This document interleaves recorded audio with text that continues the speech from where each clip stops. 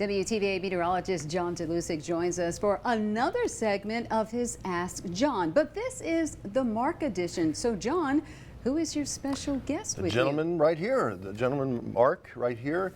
Mark Kimoto, tell us about yourself. He's our weather intern for this semester. Yes, my name is Mark Kimoto. I am finishing up my junior year studying professional and broadcast meteorology at Mississippi State University, and I've been a weather intern for WTVA 9 News since February, and it's been a really great experience so far. I've gotten a lot of experience working with our MAX weather graphic system and also learning how to forecast from John, Matt, Gabe, and Chelsea, and I've even got a little bit of experience helping with reporting and producing as well. So it's been really great seeing how all of the news operations happen here in an actual newsroom. I can tell you something. This gentleman right here, he's going to become a star in this business. Well, thank you. Tanya, he's got it down packed already, and he's going to be answering our question. What's that question? That's right. Well, here is the question, Mark. Today's question is from Michael White of Tupelo. What is the difference between a tornado and a dust devil?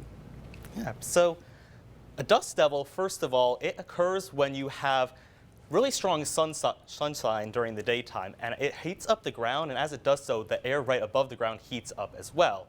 That air that warms up starts to rise into the atmosphere, forming a center of low pressure right above the ground. And when that happens, warm air from surrounding areas needs to flow into that low pressure area, which starts to form the self-sustaining area of rotation as that air flows in and rises up, creating that column of air. It becomes more intense, and then it starts to kick up dirt, debris, sand, or dust, and that's why they're known as dust devils, because of that brown color they get when they kick up large amounts of dirt or sand.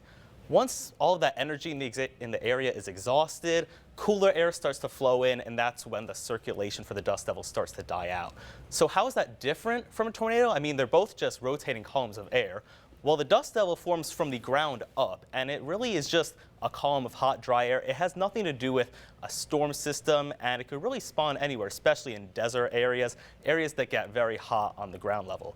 They also tend to be much smaller and less powerful. The most intense dust devils on record have been maxing out with wind speeds about 60 miles per hour.